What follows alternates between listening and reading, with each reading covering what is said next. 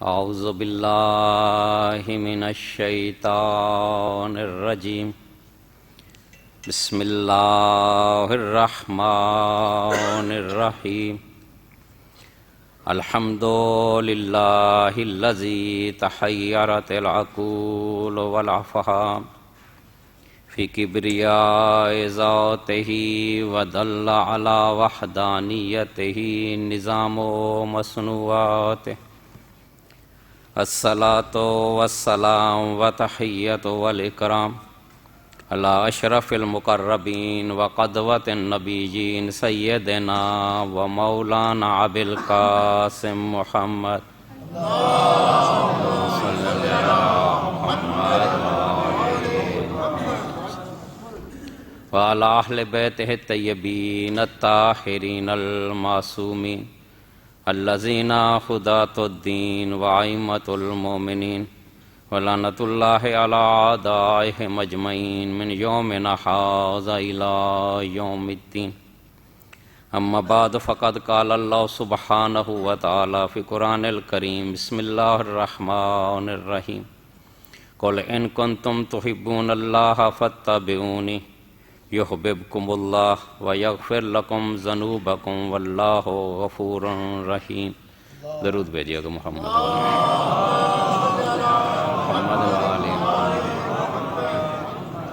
ایک بار پھر والے محمد پہ درود بھیجیے گا۔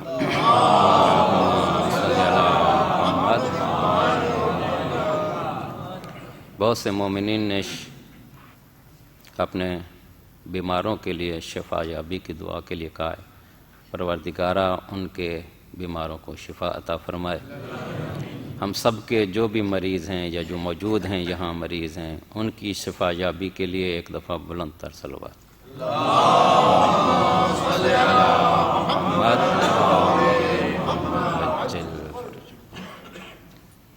عظمت رسول پہ ہماری آج چھٹی گفتگو ہے۔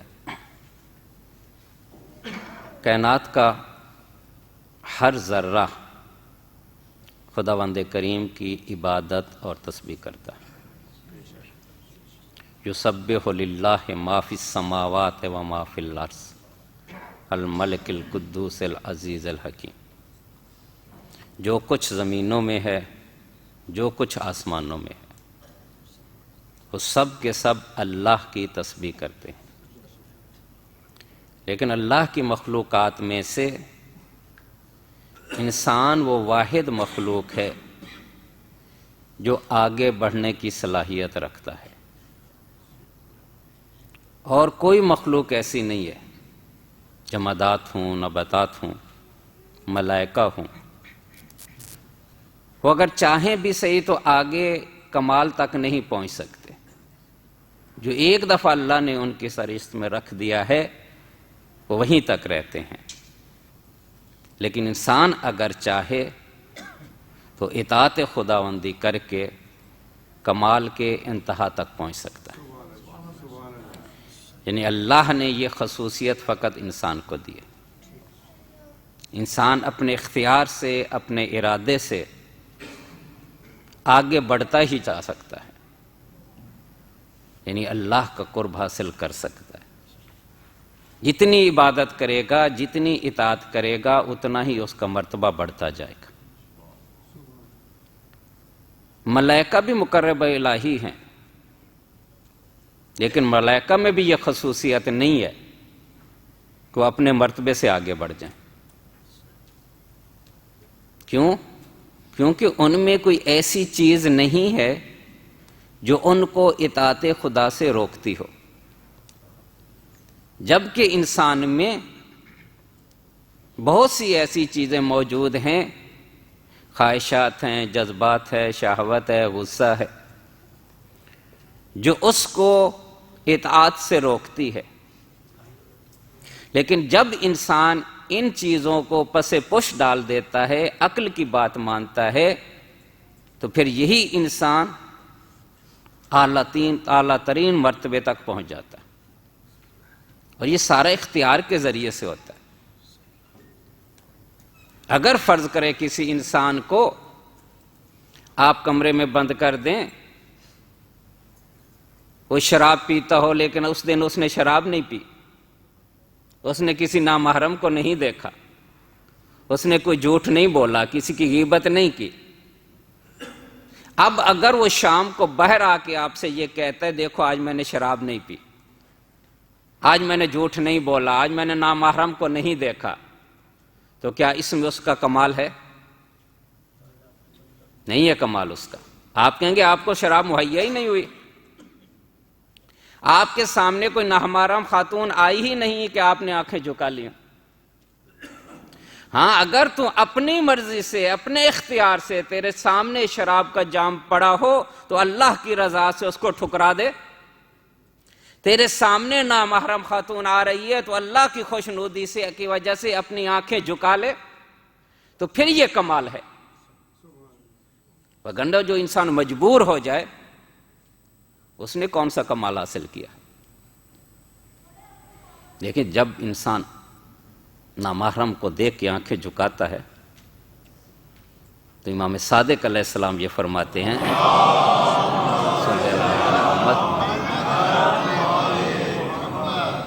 خداوند کریم مالائے اعلیٰ میں فرشتوں کو مخاطب کر کے کہتا ہے دیکھو میرے اس بندے کی طرف کہ یہ اختیار رکھتا تھا، اس کی خواہشات اس کو ابار رہے تھے، اس کے جذبات بھی تھے، فقر اس نے میری رضا کی خاطر اس کو نہیں دیکھا، تو میں تمہیں گواہ بنا کے کہتا ہوں کہ ابھی میں نے اس کا عقد کر دیا حور العین سے۔ یہ جب انسان اپنے اختیار سے کرتا ہے۔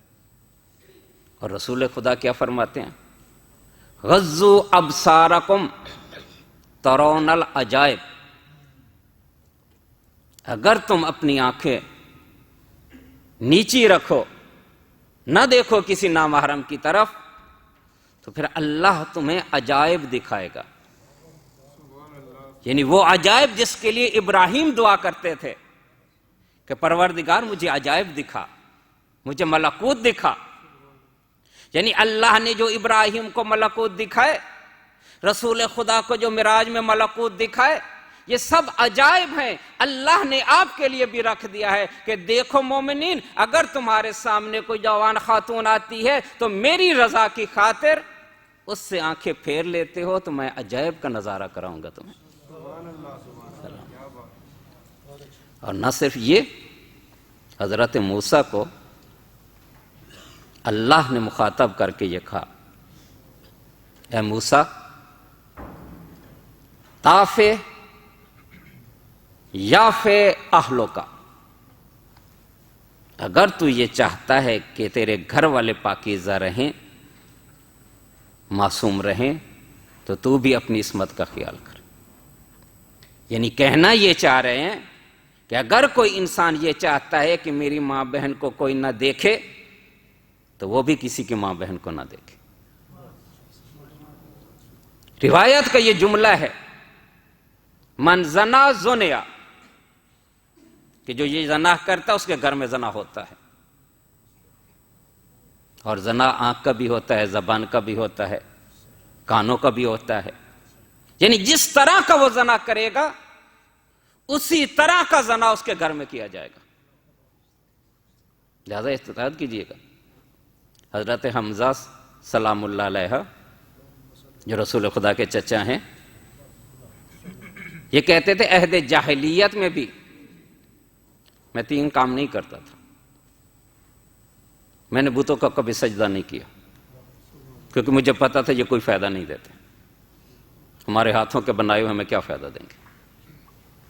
دوسرا، میں شراب نہیں پیتا تھا کیونکہ مجھے پتا ہے کہ سب سے بڑی نعمت جو اللہ نے دی ہے وہ عقل ہے، اور یہ شراب عقل کو زائل کر دیتی۔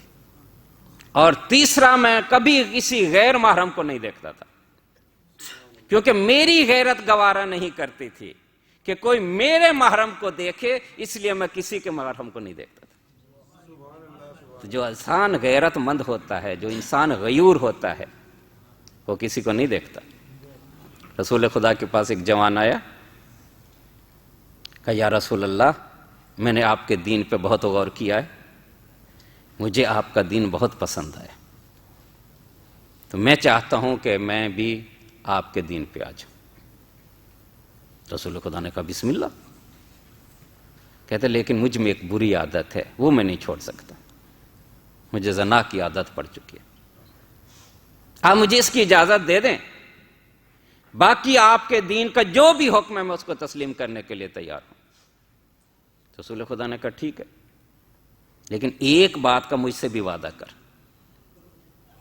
کہ اگر کسی نے تیری ماں یا بیٹی یا بہن سے زنا کیا تو برا محسوس نہ کرنا۔ کہتے یا رسول اللہ یہ تو نہیں ہو سکتا، جب کوئی میری بہن یا بیٹی کو دیکھا مجھے برا تو لگے گا۔ تو پھر رسول خدا نے کہا جب تجھے برا لگتا ہے تو پھر تو کیوں دیکھتا ہے؟ تو اس نے کہا نہیں کروں گا۔ تو لہٰذا ہمارے اختیار میں ہوتا ہے انہی چیزوں سے جب ہم رکتے ہیں تو ہم ملائکہ سے بڑھ جاتے ہیں۔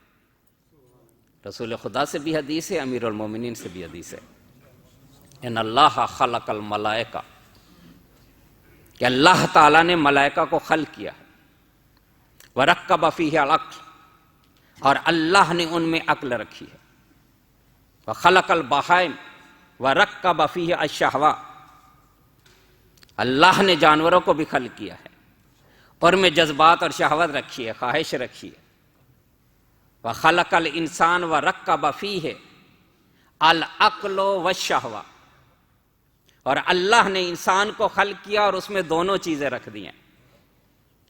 اب من غلب عقلہ علی شہوتہ، کہ جب انسان کی عقل اس کے جذبات پہ غالب آ جائے تو یہ ملائکہ سے بھی بڑھ جاتا ہے، اور جب اس کے جذبات اس کی عقل پہ غالب آ جائیں تو یہ جانور سے بھی پستر ہو جاتا ہے، کیونکہ جانور کو ایک چیز سمجھانے والی نہیں ہے کہ یہ بری ہے یا اچھی ہے، اس کے پاس تو عقل موجود تھی، وہ تو اس کو بتا رہی تھی یہ برا کام ہے، لہذا اگر یہ شہوت غالب آ جائے تو جانور سے بدتر ہو جاتا ہے، جانور میں کتا بھی ہے، خنزیر بھی ہے۔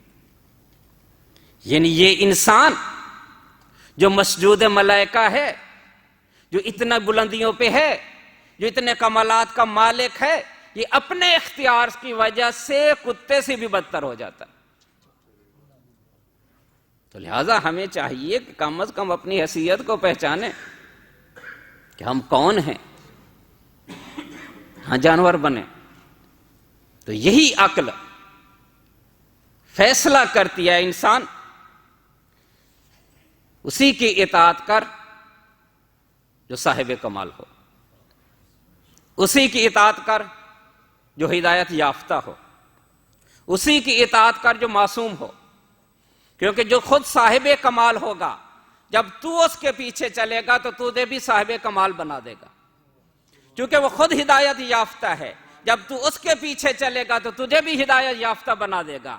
لہٰذا انسان اسی کے پیچھے چلے، اسی کی اطاعت کرے جو کامل ترین انسان ہو، جو آپ کو جنت میں لے جا سکتا ہو، اب اسی کے پیچھے چلو جو خود جنتی ہو بلکہ جنت کا سردار ہو۔ یہ کون ہے جنت کا سردار؟ جب رسول خدا معراج سے واپس آئے تو کہا میں نے جنت کے دروازے پہ دیکھا ان الحسن والحسین سید شباب اہل جنت، صلی علی محمد وعلی محمد۔ تو اسی کی اطاعت کرو۔ محمد وعلی محمد صلوات اللہم صلی علی محمد وعلی محمد۔ جس میں کوئی نقص نہ ہو، جس میں کوئی عیب نہ ہو، کیونکہ جس میں خود عیب ہے وہ تمہیں کیسے ایوب سے پاک کرے گا؟ جو خود گناہ گار ہے تمہیں کیسے ہدایت کے راستے پہ لگائے گا؟ تو وہ ذات کس کی ہے کہ جس کی اطاعت ہم کریں تو ہم سرخ روح ہو جائیں، مقام فیض پہ پہنچ جائیں۔ قرآن کریم نے یہ کہا من یطیع اللہ ورسولہ فقد فاز فوزا عظیما، کہ جس نے اللہ اور اس کے رسول کی اطاعت کی وہ مقام فائز پہ پہنچ گیا، اور جس نے انکار کر دیا یوم تقلب وجوہہم فی النار، اور جب ان کے چہروں کو جہنم میں ڈالا جائے گا تو وہ یہ کہیں گے کہ کاش ہم اللہ اور اس کے رسول کی اطاعت کرتے۔ ہم کس کی اطاعت کریں گے؟ اللہ اور اس کے رسول کی۔ اور اللہ کی اطاعت وہی ہے جو رسول کی اطاعت. آپ رسول کی اطاعت کرتے جائیں، رسول سے محبت کرتے جائیں، رسول سے عشق کرتے جائیں، پھر دیکھیں آپ کس مقام پہ پہنچتے ہیں. رسول خدا مدینہ میں بیٹھے ہیں، صحابہ سامنے بیٹھے ہیں، رسول خدا وہاں بیٹھ کے یہ کہتے ہیں کہ میں یہاں بیٹھ کے یمن سے اللہ کی خوشبو سونگھ رہا ہوں. کس کی خوشبو سونگھ رہا ہوں؟ خدا کی. میں رحمان کی خوشبو سونگھ رہا ہوں. صحابی حیران ہو گئے کہ یہ اللہ کا رسول کیا کہہ رہا ہے کہ مدینے میں بیٹھے ہیں اور یہ کہہ رہے ہیں کہ یمن سے مجھے خدا کی خوشبو آ رہی ہے. کہنا تو یہی چاہیے تھا نا مکہ سے آ رہی ہے، بیت اللہ وہاں موجود ہے. کہنا تو یہ چاہیے تھا نا کہ مدینے سے آ رہے کہ عظیم صحابی ساتھ موجود ہیں. لیکن اللہ کا رسول کیا کہہ رہا ہے کہ مجھے یمن سے خوشبو آ رہی ہے. تو ایک ساتھی نے اٹھ کے پوچھا یمن میں کون ہے جس سے آپ کو رحمان کی خوشبو آ رہی ہے؟ کہا یمن میں میرا بھائی رہتا ہے جس کا نام اویس کرنی ہے، اس سے مجھے خدا کی خوشبو آ رہی ہے. تو ہرم ابن حیان یہ کہتے ہیں میں نے دیکھو تو صحیح اس شخص کو جا کے کہ جس سے رسول خدا یہ کہتے ہیں مجھے خدا کی خوشبو آ رہی ہے. کہتے جب میں وہاں پہنچا میں نے پوچھا اویس کرنی کہاں پہ ہیں؟ تو کسی نے بتایا وہاں صحرا میں عبادت کر رہے ہیں. تو کہتے میں وہاں گیا، وہ عبادت کر رہے تھے، نماز ختم کی اور مجھے مخاطب کر کے کہتے ہیں اے ہرم کیسے آنا ہوا؟ کہتے ہیں میری اور آپ کی پہلی ملاقات ہے. آپ کو کیسے پتا چلا کہ میرا نام ہرم ابن حیان ہے؟ کہا جس کی بات سن کے تو جو مجھ سے ملنے آیا ہے اسی نے مجھے بتا دیا ہے اے اویس بھائی تجھے ملنے کے لیے ہرم آ رہا ہے. یہ ہوتا ہے. اب آپ اس پہ بھی یقین کریں گے اویس کرنی نے پوری زندگی رسول خدا کو نہیں دیکھا تھا. یعنی رسول کو دیکھا نہیں ہے لیکن مقام کس پہ پہنچا ہوا ہے؟ اتنا قریب ہے خدا کے کہ رسول کہتا ہے کہ مجھے اس سے خدا کی خوشبو آتی ہے. حضرت عمر سے یہ کہہ دیا تھا رسول خدا نے کہ جب وہ آئے نا یمن میں آئے گا اس سے آپ کی بخشش کی دعا کروا لینا. اگر اس نے دعا کر دی بغیر حساب کے تو جنت میں چلا جائے گا. تو یہ انتظار میں رہے کہ جب وہ آئیں گے تو دعا منگواؤں گا ان سے. تو آئے ان کے دور خلافت میں تو کہا رسول خدا نے مجھے اس طرح کہا تھا. تو ایسے نے یہ کہا میں افضل ہوں یا رسول؟ سبحان اللہ سبحان آپ نے ان سے کیوں نہیں التجا کی؟ جب انہوں نے تیرے لیے نہیں مانگی تو میں کیسے مانگ سکتا ہوں؟ وہ تو میرا بھی مولا ہے. یہ اتنا عظیم انسان ہے. ایک دفعہ یہ رسول خدا کی زیارت کے لیے آئے لیکن رسول خدا مدینہ میں نہیں تھے. یہ اپنی ماں سے اجازت لے کے آئے تھے کہ مجھے اپنے بھائی، یعنی رسول خدا بھی ان کو بھائی کہتے تھے، اپنے بھائی اپنے مولا کی زیارت. اب میرا دل بہت بے چین ہو گیا، اب میں مرنے کو ہوں، اتنا تڑپ رہا ہوں کہ کسی طرح ایک دفعہ رسول خدا کی زیارت ہوئی. اور ماں بوڑھی تھی، اس نے اجازت دے دی اور کہا کہ شام تک تجھے اجازت ہے، شام تک تُنے واپس آنا ہے کیونکہ رات میں تنہا نہیں رہ سکتے. تو یہ صبح گئے، جب وہاں پہنچے تو پتہ چلا رسول خدا کہیں گئے ہوئے ہیں. شام تک انتظار کیا، رسول خدا نہیں آئے تو یہ واپس پلٹ آئے. اور جب رسول خدا آئے تو کہا مجھے تو میرے بھائی کی خوشبو آ رہی ہے، لگتا ہے مدینہ کی گلیوں میں چلتا رہا. یہ ہوتی ہے محبت. یہ شہادت ان کو ہوئی تھی، امیر المومنین کے پاس آئے تھے اور ان کی شہادت بھی ایسے ہوئی تھی. امیر المومنین کو گلے لگا رہے تھے کہ تیر لگا اور شہید ہو گئے جنگ صفین. تو جو بھی انسان اللہ کے رسول سے محبت کرتا ہے، اس کی اطاعت کرتا ہے، خدا اس کو ایسے ہی مقامات تک پہنچاتا ہے. دیکھیں ان میں یہ احتیاط تھی، یعنی اتنی خواہش تھی کہ رسول کو دیکھوں، لیکن ماں نے کہا تھا واپس آ جانا، کیونکہ میرا رسول یہ کہتا ہے کہ ماں اگر کوئی جملہ کہہ دے تو اس پہ عمل کرو۔ یعنی ہم ہوتے تو ہم کہتے رسول کی زیارت کے لیے جا رہے ہیں، لیکن رسول کے فرمان کو توجہ نہیں کر رہے۔ رسول نے کہا نہیں، ماں کی بات مانو، تو یہ واپس پلٹ گئے۔ اس دن بھی میں عرض کیا تھا والدین کی خدمت بہت بڑا اجر بھی ہے اور اس کے بہت بڑے فوائد بھی ہیں۔ کیا تو میں وہ بات دہرانا نہیں چاہتا، بس ایک واقعہ اور آپ کی خدمت۔ رسول خدا یہ فرماتے ہیں ان اللہ اذا اراد بعبد خیرا طہرا قبل موتہ، کہ اللہ جب اپنے کسی بندے سے خیر کا ارادہ رکھتا ہے، بھلائی کا ارادہ رکھتا ہے، تو اس کو موت سے پہلے پاک کر دیتا ہے۔ ظاہر اللہ کی بارگاہ میں وہی جائے گا جو پاکیزہ ہوگا، جنت میں وہی جائے گا جو پاکیزہ ہوگا۔ اب اللہ جس سے خیر کا ارادہ رکھتا ہے اس کو موت سے پہلے پاک کر دیتا ہے۔ تو کسی نے پوچھا یا رسول اللہ کیسے پاک کرتا ہے؟ کہ عمل سہل یلہمہ، اللہ اس کو کسی نیک عمل کا الہام کرتا ہے، یہ شخص وہ نیک عمل کرتا ہے، اس نیک عمل کرنے کی وجہ سے اس کے پچھلے گناہ سارے معاف ہو جاتے ہیں۔ لہذا آپ بھی یہ توجہ کیجیے گا، کبھی بیٹھے بیٹھائے آپ کا دل کر رہا ہو کہ آج کوئی نیکی کروں، کئی دفعہ آپ کو موقع ملا ہوگا کہ آپ کا دل کر رہا ہوگا آج 2 رکعت نماز پڑھ دوں، کچھ صدقہ دے دوں، یعنی بغیر کسی وجہ سے آپ کا دل کر رہا ہے کہ یہ نیکی کروں، تو اس وقت یاد رکھیں اللہ آپ کو پاکیزہ کرنا چاہتا ہے۔ لال اس موقع کو ہاتھ سے نہ جانے دیا کریں، یعنی اللہ اس وقت آپ سے خیر کا ارادہ چاہتا ہے، تو اللہ جس سے خیر کا ارادہ چاہتا ہے اس کو کیا کر دیتا ہے؟ موت سے پہلے پاک۔ لیکن کوئی نہ کوئی عمل سبب بنتا ہے۔ اسد الغابہ ابن اسیر کی کتاب ہے، انہوں نے وہاں ایک واقعہ لکھا ہے۔ سمامہ نامی ایک شخص تھا، ایک دفعہ رسول خدا اور اس کا آمنا سامنا ہو گیا۔ بڑا قبیلہ تھا جس کا وہ سردار تھا۔ رسول خدا کو اس نے بڑی تندی سے دیکھا، گالی گلوچ کیا، یعنی تو میں اتنی بڑھ گئی کہ حتیٰ کہ جنگ تک لگتا تھا نوبت آ جائے گی، لیکن خیر جنگ تک نوبت نہ آئی۔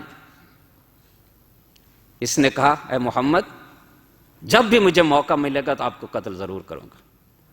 محمد و آل محمد اللہم صلی علی محمد و آل محمد۔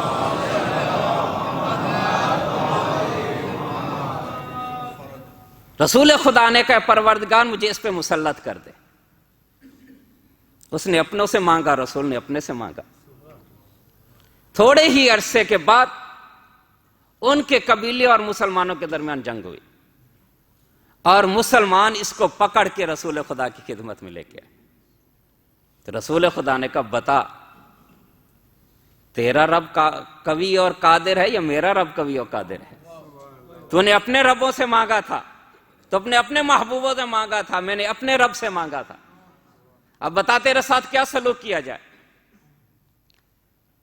تو اس نے کہا اب میں آپ کے اختیار میں ہوں، آپ حکم دیں گے تو مجھے قتل کر دیا جائے گا، لیکن میں قبیلے کا سردار ہوں اور ہمارا قبیلہ بہت پیسے والا ہے، اگر آپ مجھے چھوڑ دیں تو فدیہ لے لیں، جتنا چاہیں گے ملے گا۔ تو بعض بول بھی پڑے رسول اللہ یہی بات صحیح ہے، قتل نہیں کیا جائے، یہی لے لو، کم از کم کھانے کو تو پیٹ بھر کے ملے گا۔ تو رسول خدا نے کہا اس سے ایک اور بات بھی ہے جو اس سے بھی بہتر ہے کہ اس کو ہم معاف کر دیتے۔ سبحان اللہ سبحان اللہ۔ یہ ذہن میں رکھیے تھا کہ کیوں معاف کرتے ہیں۔ رسول خدا نے کہا جا میں نے تجھے معاف کیا۔ اب یہ مسجد سے نکلا، اس نے پانی منگوایا، غسل کیا، اور آ کے یہ کہتا اشہد ان لا الہ الا اللہ وحدہ لا شریک لہ، میں گواہی دیتا ہوں کہ تیرا ہی رب سچا ہے، تو واقعی اس کا رسول ہے۔ اور یہ پھر ایسا شخص بنا جب تک یہ زندہ رہا، رسول خدا کے ساتھ رہا۔ مسیلمہ کذاب جس نے نبوت کا دعویٰ کیا تھا، اس کے دعوے کو اسی نے خراب کیا تھا، یعنی اتنا عظیم بن گیا تھا۔ لیکن اس میں خصوصیت کیا تھی؟ یہ اللہ کیوں الہام کر دیتا ہے، کیوں موقع مہیا کرتا ہے؟ اس میں 3 ایسی خصوصیات تھی۔ مشرک تھا لیکن والدین کا احترام کرتا تھا، مشرک تھا، سخی تھا، جب بھی کوئی مانگنے کے لیے آ جاتا تھا خالی نہیں پلٹاتا تھا، اور تیسری چیز اس میں حسن اخلاق تھا، اخلاق اس کا اچھا تھا۔ دیکھو یہ چیزیں اللہ کو پسند ہیں۔ اب چاہے مشرک بھی ہے لیکن اللہ کو جو چیزیں پسند ہے، لہذا اللہ نہیں چاہتا کہ اس بندے میں یہ چیزیں موجود ہوں اور یہ جہنم میں چلا جائے۔ حاتم طائی کے متعلق رسول خدا یہ کہتے ہیں، اِنَّا جُودَهُ يَشْفَعُهُ، واحد کافر ہے جو جنت میں جائے گا، کہ اس کی سخاوت اس کی شفاعت کرے گی۔ جب حاتم طائی کی بیٹی گرفتار ہو کے آئی تو رسول خدا نے اٹھ کے اس کا استقبال کیا، قیدی تھی، اپنی یہ عبا اتاری، اس کو کہا اس پہ بیٹھو۔ تو اس نے پوچھا، یا رسول اللہ آپ میرے ساتھ یہ سلوک کیوں کر رہے ہیں، باقی بھی قیدی موجود ہیں؟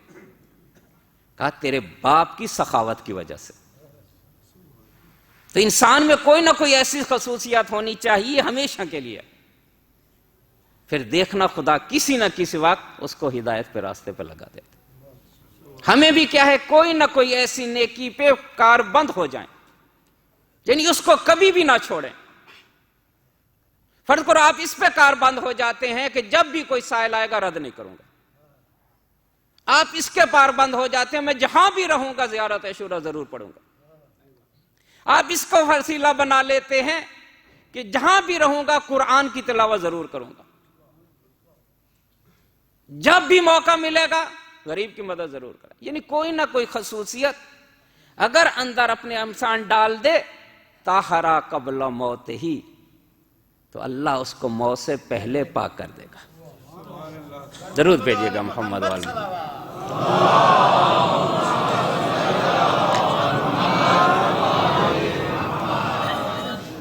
لیکن مسلسل میں آپ سے عرض کرتا رہا کہ ساری کی ساری نیکیاں اسی وقت قبول ہوں گی جب اللہ کے حبیب سے محبت کی جائے گی، اس کی اطاعت کی جائے گی۔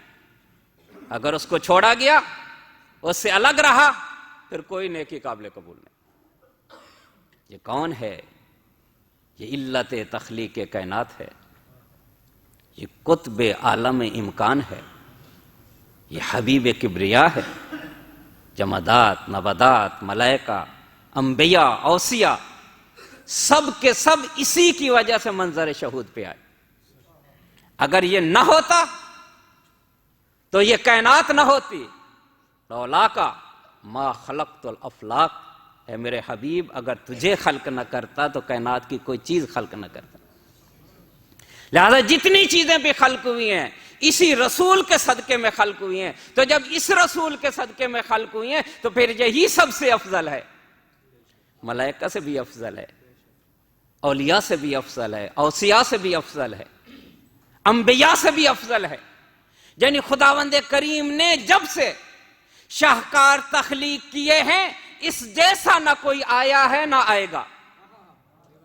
نہ عالم بالا میں ہمیں نظر آیا، نہ عالم پائن میں ہمیں نظر آیا، نہ آسمانوں میں اس جیسا موجود ہے، نہ زمینوں میں اس جیسا موجود ہے۔ اس جیسا کوئی نہیں ہو سکتا مگر وہی ہو سکتے ہیں جن کے بارے میں یہ خود کہہ دے، اللہم ان ہؤلاء اہل بیتی لحمہم لحمی دمہم دمی یولمنی ما یولمہم یحزنی ما یحزنہم۔ اے پروردگار یہ میرے اہل بیت ہیں، ان کا خون میرا خون، ان کا گوشت میرا گوشت، ان کا دشمن میرا دشمن، ان کا محب میرا محب۔ اے پروردگار یہ مجھ سے ہیں، میں ان سے ہوں، کیوں؟ لأنہم منی وانا منہم، پروردگار یہ مجھ سے ہیں، یہ میں ان سے ہوں، ہم سب ایک ہیں۔ لہذا جب تک محمد و آل محمد کی اطاعت نہیں کریں گے کبھی بھی کامیابی حاصل نہیں ہوگی۔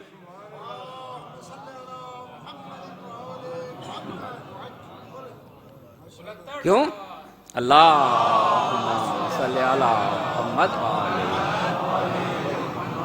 کبھی بھی کامیابی نہیں ملے گی، کیونکہ ہمارے اعمال اس قابل نہیں ہوتے کہ تنہا ہمارے اعمال اللہ کے سامنے ہمیں سرخرو کر سکیں۔ کل میں نے آیت پڑھی تھی، رحمتی واسعت کل شیء، یعنی جب تک اللہ کی رحمت شامل حال نہیں ہوگی اس وقت نہ ہمیں نماز بچا سکتی ہے نہ روزہ بچا سکتا ہے۔ ہاں، اعمال کرنے کے بعد جب اللہ کی رحمت پہ بھروسہ کیا جاتا ہے تو اللہ کہتا ہے پھر مطمئن ہو جاؤ۔ تو یہ رحمت خاصہ کن لوگوں کے لیے ہے؟ رحمت عامہ تو سب کے لیے ہے، چاہے مسلمان ہے یا ہندو، یہودی ہے یا سکھ، اللہ کی عبادت کرتا ہے یا نہیں کرتا، اس کا شکریہ ادا کرتا ہے یا نہیں کرتا۔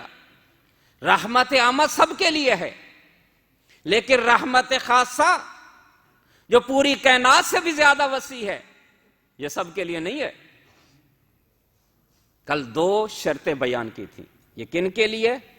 الذین یتقون، پہلی شرط یہ ہے کہ وہ متقی ہو۔ دوسری شرط کیا تھی؟ یؤتون الزکوٰۃ، وہ زکوٰۃ دیتے ہیں۔ یعنی اگر رحمت خاصہ کے مشمول ہونا ہے، اس میں شامل ہونا ہے تو تقوی بھی اختیار کرنا پڑے گا، زکوٰۃ بھی دینی پڑے گی، اس پہ کل میں گفتگو کر چکا۔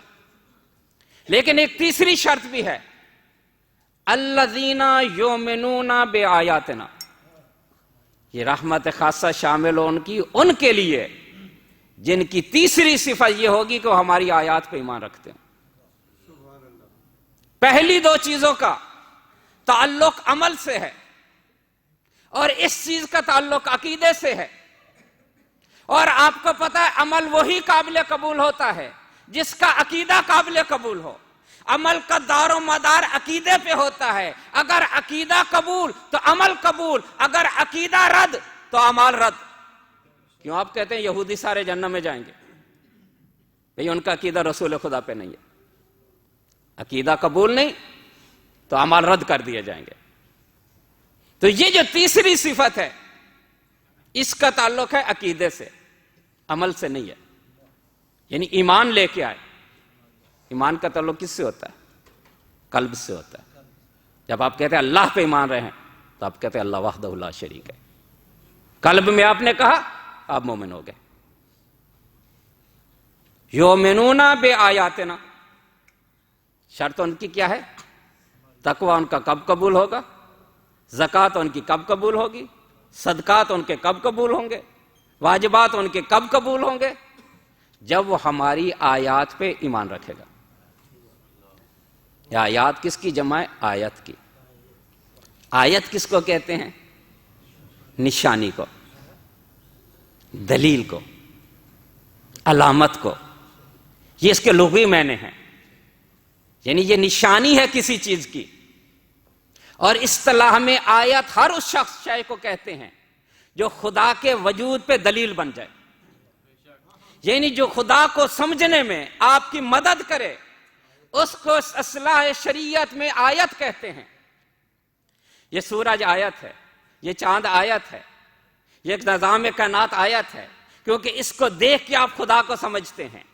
تو یہ ساری آیات ہیں، یہ علامات ہیں۔ خود اللہ تعالیٰ یہ فرما رہا ہے کہ جنت آیت ہے، دوزخ آیت ہے، عرش آیت ہے، کرسی آیت ہے، لوح و محفوظ سب آیات ہیں، کیونکہ ان کو دیکھ کے اللہ کا وجود یاد آتا ہے۔ سبحان الذی اسریٰ بعبدہ لیلا من المسجد الحرام الی مسجد الاقصی، پاک و پاکیزہ ہے وہ ذات، کیا ذات محمد کی عظمت ہے۔ صلی اللہ علیہ وسلم۔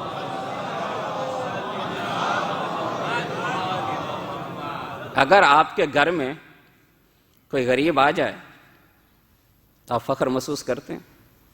کسی کو بتائیں گے بھی نہیں کہ ہمارے گھر میں آیا ہے فلاں۔ لیکن اگر کوئی بڑا آدمی آ جائے، وزیر اعظم آ جائے، صدر آ جائے، سب کو بتائیں گے آج ہمارے گھر میں وہ آئے۔ یعنی آپ سامنے والی شخصیت سے اتنے مرعوب ہوتے ہیں، یعنی اس پہ فخر کرتے ہیں وہ ہمارے گھر میں آیا ہے۔ اب یہاں فخر کرنے والا کون ہے؟ خدا۔ فخر کس بنا پہ کر رہا ہے؟ سبحان الذی اسری بعبدہ، کتنی پاک و پاکیزہ ہے وہ ذات کہ جس نے اپنے بندے کو مسجد حرام سے لے کے مسجد اقصی کی سیر کروائی۔ یعنی رسول خدا آئے اللہ کے پاس تو اللہ اپنے آپ پہ فخر کر رہا ہے، سبحان الذی اسری بعبدہ، کتنی پاکیزہ ہے وہ ذات جو اپنے بندے کو لے کے آئی۔ کیوں کہ لے کے آئی؟ کہاں لے کے آئی؟ بات ذہن میں ہے نا کہ آیات کیا ہوتی ہیں؟ کیوں لے کے آئی؟ الذی بارکنا حولہ، لے کے وہاں آئی جہاں برکت ہی برکت تھی۔ اور لے کے کیوں آئی؟ لنُرِیَہُ مِنْ آیاتنا، تاکہ ہم اس کو اپنی آیات دکھائیں۔ یعنی رسول کو اللہ نے اس لیے بلایا تھا کہ اس کو اپنی آیات دکھائیں۔ اب اللہ کے رسول نے کیا دیکھا؟ جنت کو بھی دیکھا، جہنم کو بھی دیکھا، عرش کو بھی دیکھا، لوح کو بھی دیکھا، قلم کو بھی دیکھا، لوح محفوظ کو بھی دیکھا، سب چیزوں کو دیکھا۔ یہ سب آیات الہی تھی، اللہ کہہ رہے ہیں ہم نے یہ دکھائی۔ لیکن کچھ آیات ایسی بھی ہیں جو جنت سے بھی بڑی تھی، جہنم سے بھی بڑی تھی، جن کی قدر و قیمت عرش و کرسی سے بھی بڑی تھی، جن کی قدر و قیمت لوح محفوظ سے بھی بڑی تھی۔ یعنی کچھ آیات ایسی بھی اللہ نے دکھائیں۔ اس کا تذکرہ اللہ نے کہاں کیا؟ وَالنَّجْمِ إِذَا هَوَىٰ مَا ضَلَّ صَاحِبُكَ مَا وَمَا وَمَا يَنطِقُ عَنِ الْهَوَىٰ إِنْ هُوَ إِلَّا وَحْيٌ يُوحَىٰ عَلَّمَهُ شَدِيدُ الْقُوَىٰ۔ مجھے قسم ہے اس ستارے کی، اللہ کہہ رہا ہے جس کی بات پہ ہمیں ویسے یقین ہو جاتا تھا۔ قسم آپ کھاتے ہیں جب کسی کو یقین دلانا ہو، اللہ قسم کھا رہا ہے، مجھے ستارے کی قسم جو ٹوٹ کے گرا۔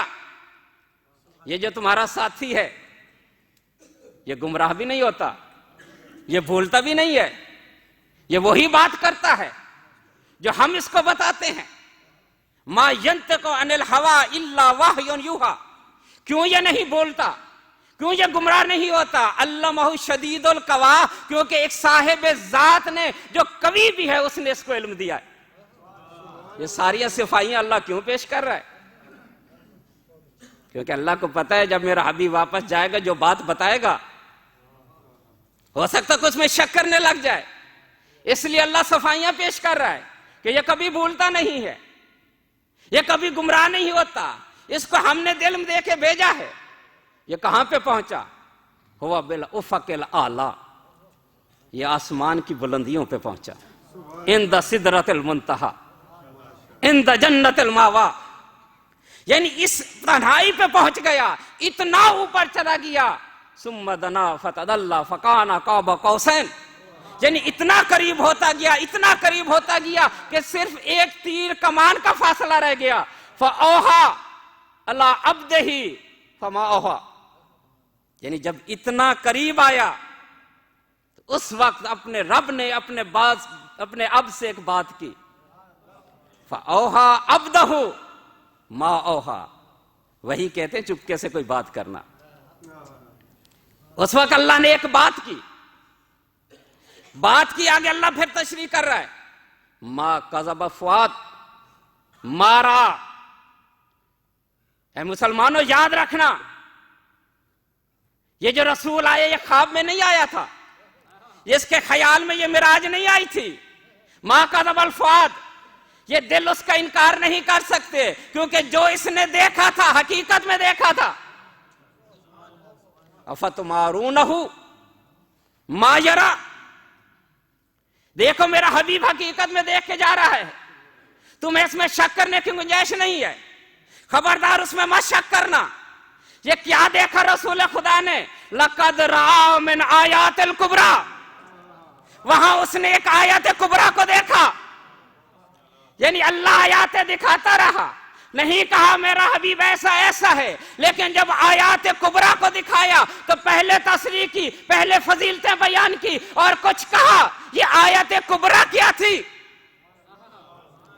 کہ جو رسول نے جا کے بتانی تھی، اور اللہ اس لیے کہہ رہا ہے کہ شک نہ کرنا، یہ جذبات میں آ کے اپنے رشتہ داروں کی بات نہیں کرے گا. یہ نہ کہنا کہ وہ بات کر رہا ہے تو کہہ دینا اس کا رشتہ دار تھا اس لیے بات کر دی. خبردار شک نہ کرنا. تو اتنے قریب پہنچا کہ اللہ نے ایک بات کی اور اس کے بعد دکھایا. وہ بات کیا کی تھی, دکھایا کیا تھا. اب یہ سورہ نجم ہے. تو جب رسول خدا معراج سے واپس آئے تو پوچھا کہ یا رسول اللہ آپ نے کیا دیکھا, یہ کیا بات ہوئی تھی؟ فَأَوْحَى عَبْدَهُ مَا أَوْحَى. یہ اللہ نے اس وقت آپ پہ کون سی وحی کی تھی؟ وہی تو جبرائیل کے ذریعے آتی تھی. جبرائیل تو پیچھے رہ گئے تھے, وہ تو آگے آیا ہی نہیں. یا خالق تھا یا آپ تھے؟ تو کہا اس وقت خداوند کریم نے مجھے میرے اوصیاء کے متعلق بتایا, ان کے فضائل بیان کیے, ان کے کمالات بیان کیے. یعنی اللہ مجلس پڑھ رہا تھا, رسول سن رہے تھے. مجلس کیسی تھی؟ آل محمد کے فضائل بیان کر رہے تھے. رسول کہتے ہیں اتنے بیان کیے, اتنے کمالات بیان کیے کہ میرے دل میں یہ تڑپ پیدا ہوئی کہ میں اپنے ان وصیوں کو دیکھوں تو صحیح جن کے قصیدے خدا پڑھ رہے.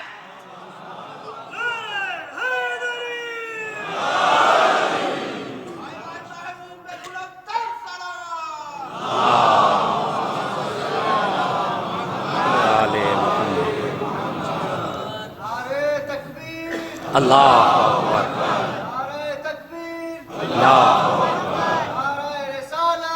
یا رسول اللہ یا رسول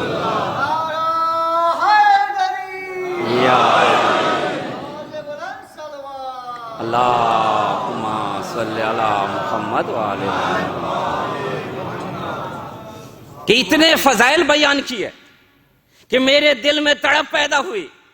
خداوند کریم کی آواز آئی, یا محمد اتحب اراہم.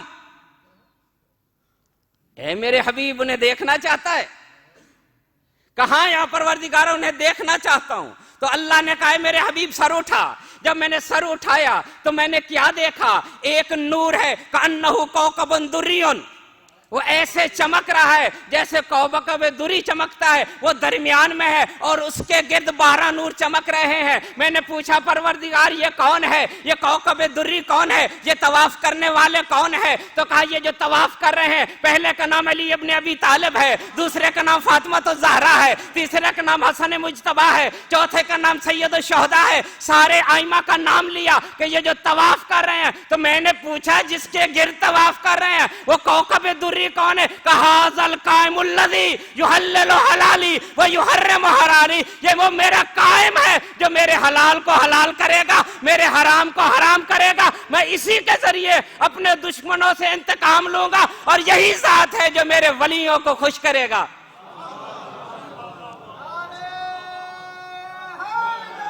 یا کوکب دری اللہم صلی علی محمد. تو یہ ہے امام زمان. کتنے خوش بخت ہیں آپ کہ اس امام کی رعیت کہلاتے ہیں. وَشَوْقَهُ وَشَوْقَهُ إِلَىٰ رُؤْيَةِ أَصْحَابِهِ. کون کہہ رہا ہے؟ وَشَوْقَهُ. کتنا میں تڑپتا ہوں, مجھے کتنا اشتیاق ہے, کتنا میں دیکھنا چاہتا ہوں. کس کو؟ کس کے ساتھیوں کو؟ اور کون کہہ رہا ہے؟ امیر المومنین کہہ رہے ہیں. جنگ صفین پہ واپسی پہ کربلا کے پاس سے گزرے تو وہاں علام ایسے لکیریں لگا رہے تھے اور کہتے تھے واہ شوقہ ہو, کتنا میرا دل کرتا تجھے دیکھوں, میں کتنا مشتاق ہوں تیرے ساتھیوں کو دیکھوں. یعنی امیر المومنین کہتے ہیں میں ان کو دیکھوں, یہ جو امام کے ساتھی. کتنے خوش نصیب ہیں آپ. یعنی وہ امام زمان جس کے بارے میں جب امام صادق علیہ السلام سے پوچھا گیا محمد آپ امام زمان ہیں, تو کیا فرمایا؟ نہیں. لو ادرکتہ لخدمت حیاتی. اگر میں اس امام کو پالوں تو ساری زندگی اس کی خدمت کرتا رہا۔ امام رضا علیہ السلام کے سامنے نام لیا گیا امام زمانہ کا،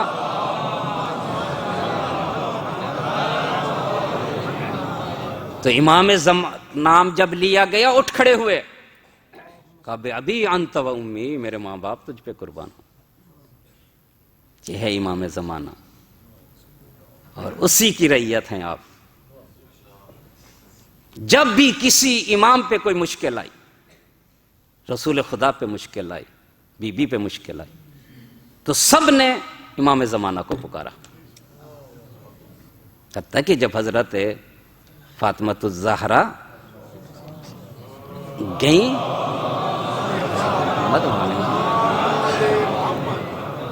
اس دنیا سے گئیں اور امیر المومنین کا حوصلہ جواب دے گیا اور امیر المومنین گرے،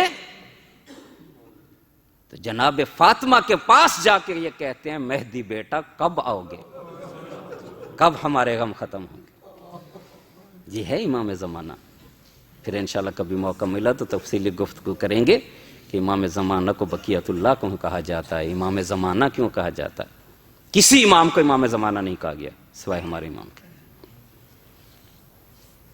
رسول خدا یہ کہتے ہیں المہدی من ولدی، مہدی میرا بیٹا ہے، اسمہ اسمی کنیت ہو کنیتی،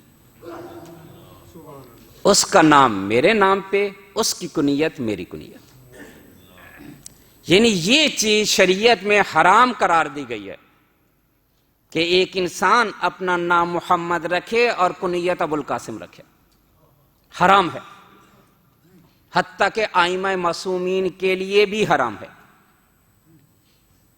رسول خدا نے صرف دو انسانوں کو اجازت دی تھی، ایک علی کے بیٹے کو اور ایک اپنے بیٹے کو۔ ایک محمد حنفیہ کو یہ اجازت ملی جو علی کے بیٹے تھے، اور ایک اپنا بیٹا مہدی کو یہ اجازت ملی۔ ہوا اشبہ الناس علی خلقا و خلقا، یہ جو تصور ہے نا ہمارے ذہنوں میں کہ امام زمانہ آئیں گے تو خون کی ندیاں بہیں گے، غلط ہے۔ کیا کہہ رہے ہیں رسول خدا؟ ہوا اشبہ الناس لی خلقا و خلقا، وہ تمام لوگوں سے زیادہ میرے مشابہ ہوگا، کس میں؟ صورت میں بھی، سیرت میں بھی، کردار میں بھی، شکل و صورت میں بھی۔ یعنی جیسے میری شکل ہے اسی طرح اس کی شکل ہوگی، جیسے میرا کردار ہے اسی طرح اس کا کردار ہوگا، جو میری صفات ہیں وہی صفات اس میں ہوں گی۔ رسول خدا کی سب سے بڑی صفت کون سی ہے؟ رحمت للعالمین، رحمت للعالمین ہے رسول خدا۔ تو جب رسول کا بیٹا آئے گا تو وہ رحمت بن کے آئے گا یا عذاب بن کے آئے گا؟ حتیٰ کہ کہا جاتا ہے کہ رسول خدا کی یہ صفت خود رسول خدا کی زندگی میں لوگوں کو سمجھ نہیں آئی تھی، جب امام زمانہ آئیں گے پھر لوگوں کو پتہ چلے گا کہ رحمت للعالمین کیا ہوتا ہے، پھر انہیں پتہ چلے گا کہ اللہ نے یہ رسول کو کیوں لقب دیا۔ تو رحمت للعالمین ہے۔ جب وہ آئے گا خون کی ندیاں نہیں بہیں گی، کس پہ تلوار چلے گی؟ کون ذوالفقار کی زد میں آئے گا؟ سب نہیں آئیں گے۔ دیکھیں یہ جو باغبان ہوتا ہے، مالی ہوتا ہے، اس کا کام کیا ہوتا ہے؟ اپنے باغ کی حفاظت کرنا، پھولوں کی حفاظت کرنا، پھلوں کی حفاظت کرنا، لیکن اس کے لیے جو چیز نقصان دہ ہوتی ہے اس کو اکھاڑ پھینکتا ہے۔ جو جڑیاں بوٹیاں، جو جڑی بوٹیاں، جو کانٹے جو نقصان دے رہے ہیں پھلوں کو، ان کو اکھاڑ کے پھینک دیتا ہے۔ کوئی بھی نہیں کہتا کہ اس نے اتنے بوٹے کیوں اکھاڑ دیے، سب یہی کہتے ہیں کہ اس لیے اکھاڑ دیے تاکہ باغ نشو نما کر سکے۔ دیکھو باغ انسانیت کا نگہبان ہے علی کا بیٹا، وہ مہدی زبان، وہ کیا ہے؟ باغبان ہے انسانیت کا۔ وہ اسی آدمی پہ تلوار چلائے گا جو انسانیت کے لیے نقصان دہ ہوگا، تاکہ اس کو الگ کر دیا جائے اور انسانیت نشو نما پا سکے۔ وارے کو نہیں مارے گا۔ دوسری مثال، یہ طبیب کیا کرتا ہے، ڈاکٹر کیا کرتا ہے؟ سرجن کیا کرتا ہے؟ اگر کوئی انسان مریض ہو جائے، اس کا کوئی عضو خراب ہو جائے تو پہلے مرہم لگاتا ہے، گولیاں دیتا ہے، ٹیکا لگاتا ہے۔ جب کچھ نہیں ہو سکتا تو پھر یہ کہتا ہے کہ دو صورتیں ہیں، یا تو اس انسان کو بچا لیا جائے یا اس کا عضو کاٹ کے رکھ دیا جائے۔ اب جب وہ عضو کاٹتا ہے، ایک ٹانگ اس کی کاٹ دی، انسان کو زندگی مل گئی، کوئی بھی نہیں کہتا یہ چاقو کیوں چلایا گیا، یہ چھری کیوں چلائی گئی، سب کہتے اس لیے چلائی گئی کیونکہ اس عضو ناسور کو کاٹنا تھا تاکہ انسان کو زندگی مل جائے۔ وہ بھی طبیب انسانیت ہے، اسی انسان کو کاٹے گا جو انسانیت کے لیے نقصان دہ ہوگا، ہر ایک کو نہیں کاٹے گا، اسی کو الگ کر دے گا تاکہ انسان اپنی منزل کمال تک پہنچ جائے، جس کے لیے خلق کیا گیا تھا اسی تک پہنچ جائے انسان۔ تو ضروری ہے جو انسانیت کے لیے نقصان دہ ہو اس کو الگ کر دیا جائے۔ یہ ظلم نہیں ہے، یہ عین رحمت ہے، یہ باقی انسانوں کے لیے رحمت بن گئی ہے تلوار کہ وہ نشو و نما پا سکیں۔ تو اس امام کے ساتھ اپنا رابطہ مضبوط رکھو، قائم رکھو، خوش قسمت ہو۔ کبھی آپ نے مٹی سے گلاب کی خوشبو سونگھی ہے؟ مٹی کا برتن ہو، گلاب کی خوشبو نہیں آتی، لیکن اگر آپ اس میں ہر روز گلاب کا پھول رکھتے جائیں، ایک دن ایسا آئے گا اس مٹی سے گلاب کی خوشبو آنی شروع ہو جائے گی۔ امام زمانہ سے اسی طرح رابطہ رکھو، ہر روز کچھ نہ کچھ امام کے ساتھ تعلق قائم رکھو۔ کبھی کوئی تسبیح درود کی پڑھ کے امام کو دے دیا کرو، کبھی کسی کو کھانا کھلا کے امام کے نام پہ لگا دیا کرو، کبھی 2 نفل صدقہ دے کے امام 2 رکعت نفل پڑھ کے امام کے نام پہ لگا دو۔ اس طرح رابطہ قائم رکھو گے، ایک دن ایسا آئے گا آپ سے بھی امام زمانہ کی خوشبو آنی شروع ہو جائے گی۔ وہ نہیں اللہم صلی علی محمد وہ کسی کا احسان نہیں لیتا، آپ ایک دو گے وہ سینکڑوں دے گا۔ اگر آپ میں امام کی خوشبو آ جائے تو کیا کہیں؟ وہ کون امام؟ جو خلاصہ ہے تمام انبیاء کا، جو مجموعہ ہے تمام اولیاء کا،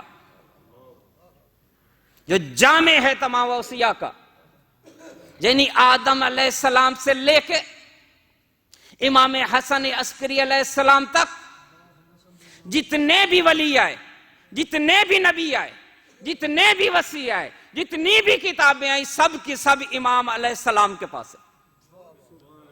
امام صادق علیہ السلام یہ روایت نقل کرتے ہیں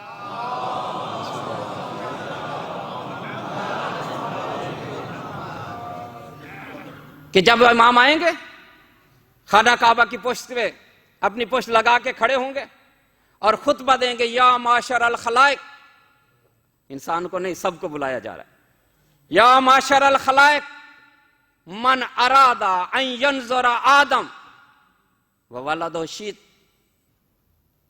من اراد نوح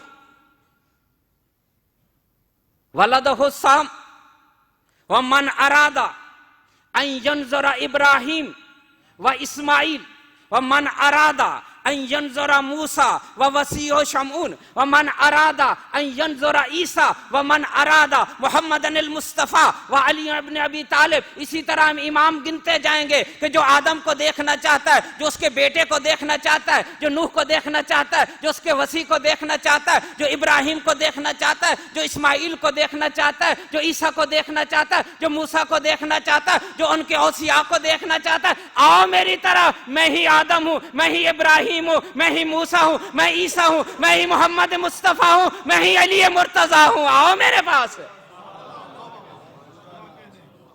خطبہ دیں گے امام، آؤ یہ دیکھو میرے ہاتھ میں قرآن ہے، اور دیکھو یہ میرے ہاتھ میں انجیل ہے، اور دیکھو یہ میرے ہاتھ میں زبور ہے، یہ صحف ابراہیم ہے، یہ صحف ابراہیم ہے، اور یہ صحف موسیٰ ہے، یعنی جتنی بھی کتابیں ہیں، جتنی بھی صحیفے ہیں، سب کے سب امام علیہ السلام کے پاس ہوں گے۔ اب اس وقت امام جو ہے یہ جب بلائیں گے تو روایت یہ کہتی ہے کہ انسان کے ہر انسان کے کان میں امام کا خطبہ پہنچے گا، امام کے الفاظ پہنچیں گے، جو منتظر ہوں گے وہ اس طرح امام کے پاس آ جائیں گے جس طرح خزاں کے بادل اکٹھے ہوتے ہیں، اور پھر امام کی تلوار چلے گی ان لوگوں پہ جو امام کی ہدایت و اپنی باتوں پہ نہیں آئیں گے۔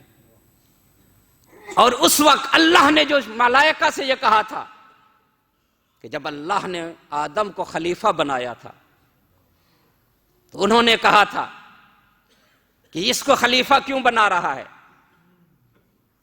تو اللہ نے کہا جو میں جانتا ہوں تم نہیں جانتے۔ روایت یہ کہتی ہے اللہ نے یہ کہا تھا جو میرے خزائن ہیں وہ یہ انسان نکالے گا۔ اب روایت یہ کہتی ہے بہی اظہر کنوز مشیتی، جب امام زمانہ آئیں گے جو نجس خون زمین میں گرے گا اور زمین اپنے خزانے اگل کے امام کے قدموں میں رکھ دے گی، اور اس حدیث کی وضاحت ہوگی کہ یہی وہ ہے جو میرے خزانوں کو باہر لے کے آئے گا۔ بہی اظہر کنوز مشیتی، یہی وہ ہے جو میری مشیت کے خزانوں کو باہر لے کے آئے گا۔ اس وقت لوگوں کو پتا چلے گا محمد مصطفیٰ کون تھے، اس کا رب کون تھا۔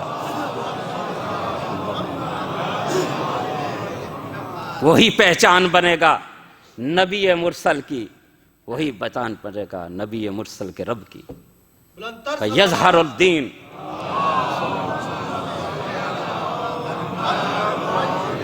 اور اس وقت خدا کا دین پوری کائنات پہ چھا جائے گا۔ اتنا عظیم ہے آپ کا امام، اور اتنے ہی عظیم ہیں آپ لوگ کس امام کی رعیت ہیں۔ لیکن آج آپ کا یہی امام گریہ کناں ہے۔ لا ابکئن علیک صباحا و مساء، کہ میرے جد مظلوم، میں صبح بھی آپ پہ گریہ کرتا ہوں، شام کو بھی گریہ کرتا ہوں۔ زیارت ناہیہ کا جملہ ہے، لا ابکئن بدل الدموع دما، میں آنسو نہیں روتا، خون روتا۔ یہ کون سی چیز ہے جو آپ کے امام کو خون رو رہا ہے؟ کیوں امام خون روتا ہے؟ یہ وہی چیز ہے جس نے سید سجاد کو خون کے آنسو روئے۔ تبریز کے ایک مشہور ذاکر، زاہد ترین انسان،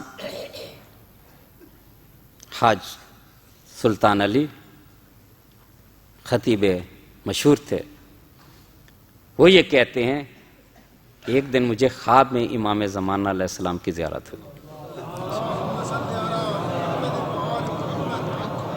تو میں نے امام سے یہ کہا مولا یہ آپ ہی کہہ رہے ہیں کہ میں خون کے آنسو روتا ہوں؟ کہا میں نے ہی فرمایا۔ کہ مولا یہ علی اکبر کی شہادت آپ کو خون کے آنسو رلاتی؟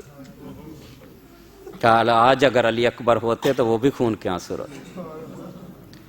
کہا عباس کا گھوڑے سے گرنا آپ کو خون کے آنسو رلاتا ہے؟ کہا اگر عباس ہوتے تو وہ بھی خون کے آنسو روتے۔ کیا آپ کو اپنے جد کے وہ آخری سجدہ خون کے آنسو رلاتا ہے؟ کہ اگر میرے جد حسین ہوتے تو وہ بھی خون کے آنسو روتے۔ مولا پھر وہ کون سی چیز ہے جو آپ کو خون کے آنسو رلاتی ہے؟ تو ایک دفعہ امام نے رو کے کہا اسیر یہ زینب، مجھے زینب کی قیدیں رلاتی ہیں۔ زیادہ رہو یہ بی بی کی اسیری جو ہے امام کو خون کے آنسو رلاتی ہے۔ بی بی کی اسیری نے سید سجاد کو خون کے آنسو رلاتی۔ جب سب شہید ہو گئے، عمر سعد نے اعلان کیا اپنے لاشوں کو دفناؤ، حسین کے لاشوں کو پامال کرو۔ پامال ہو چکے، کہ حسین کے وارثوں کو قیدی بنا کے لے چلو،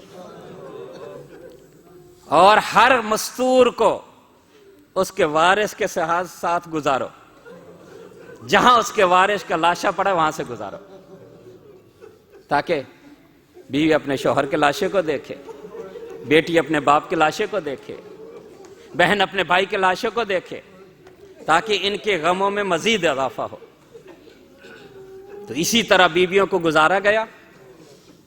جب میدان کربلا میں لاشوں کے قریب سے گزرے تو بیویوں نے خود کو اونٹوں سے گرا دیا۔ بہار الانوار میں یہ روایت لکھی ہے کہ ابن حمید ابن مسلم یہ کہتا ہے کہ میں آج بھی وہ منظر نہیں بھول سکتا جب کہ علی کی بیٹی نے اپنے بھائی کے اوپر کیسے خود کو گرایا۔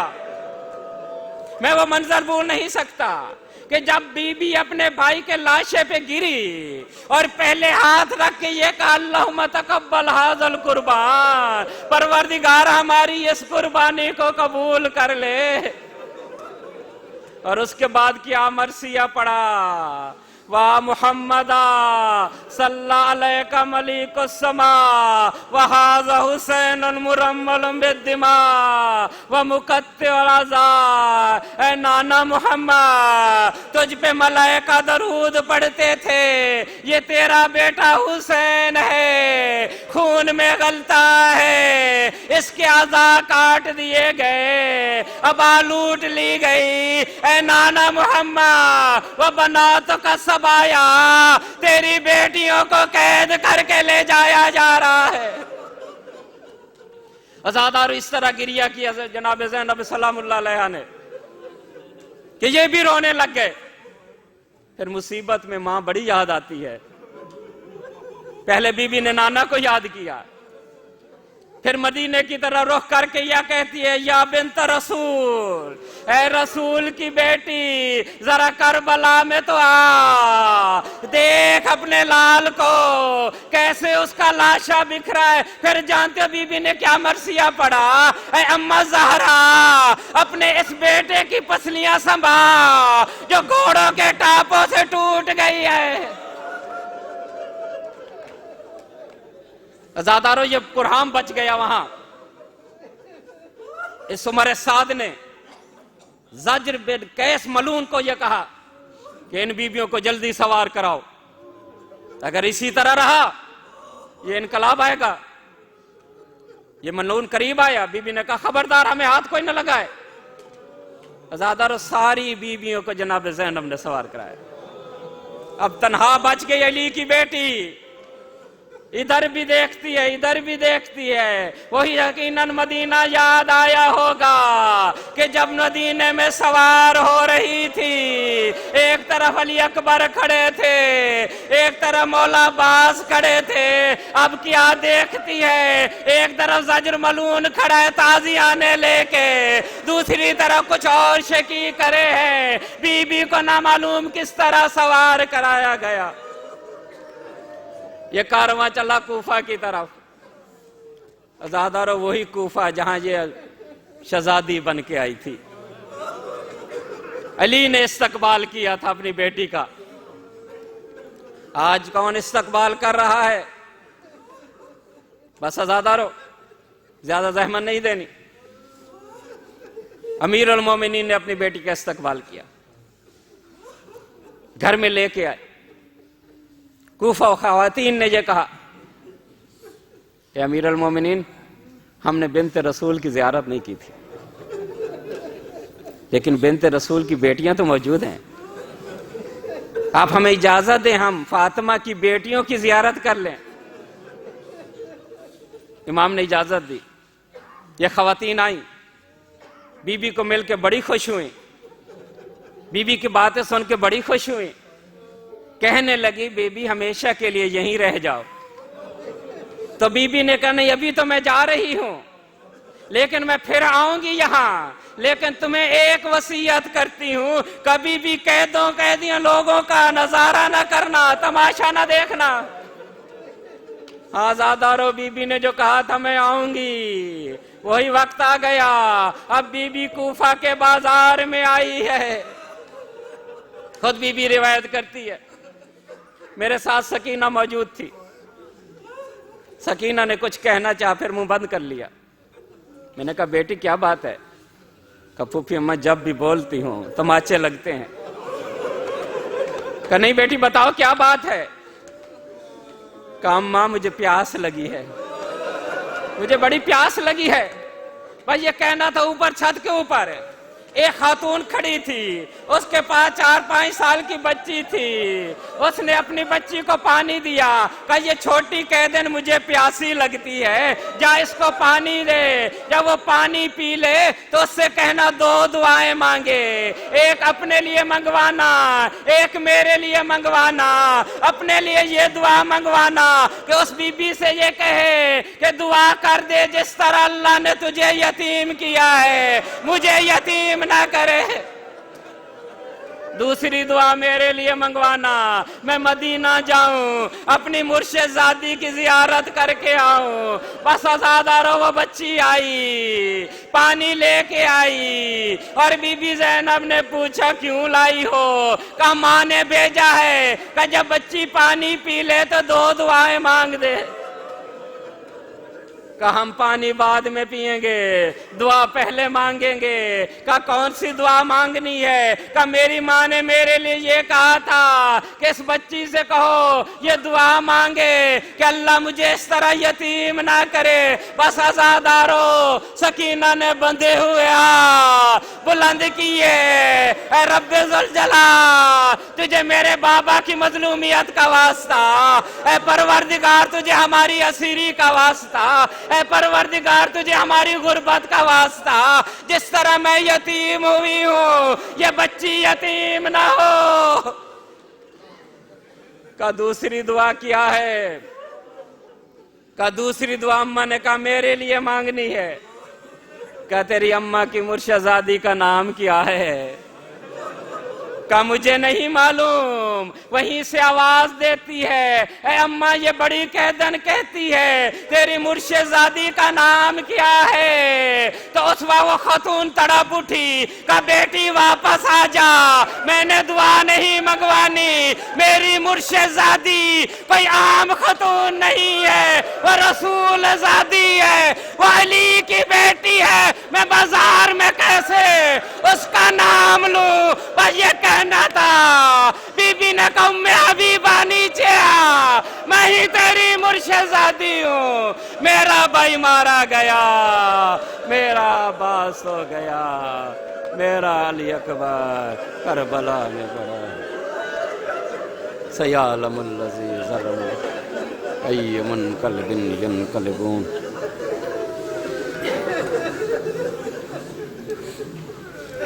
پروردگارہ ہماری اس عبادت کو قبول فرما۔ پروردگارہ ان رونے والوں کو سوائے غم حسین کے کوئی غم نہ دے۔ پروردگارہ ان آنسوؤں پہ رحم فرما۔ پروردگارہ ہمارے خطاؤں سے درگزر فرما، ہمارے والدین کی خطاؤں سے درگزر فرما۔ یا اللہ محمد و آل محمد کا واسطہ جو مومنین پریشان ہیں ان کو پریشانیوں کو دور فرما، جو مومنین بے اولاد ہیں ان کو اولاد نرینہ عطا فرما، جو مومنین مریض ہیں ان کو شفاء کاملہ عطا فرما۔ یا اللہ محمد و آل محمد کا واسطہ مومنین جہاں کہیں بھی ان کی جان مال عزت آبرو کی حفاظت فرما، ان کی حاجات کو برلا۔ خصوصاً جن لوگوں نے شفا کے لیے دعا کیا پروردگارہ ان کے مریضوں کو شفاء کاملہ عطا فرما۔ یا اللہ محمد و آل محمد کا واسطہ ہماری اس عبادت کو قبول فرما، امام زمانہ کے ظہور میں تعجیل فرما، اور ہمیں ان کے انصار و اوان میں سے قرار دے، بحق محمد و آل الاطہار۔ اللہم صلی علی محمد۔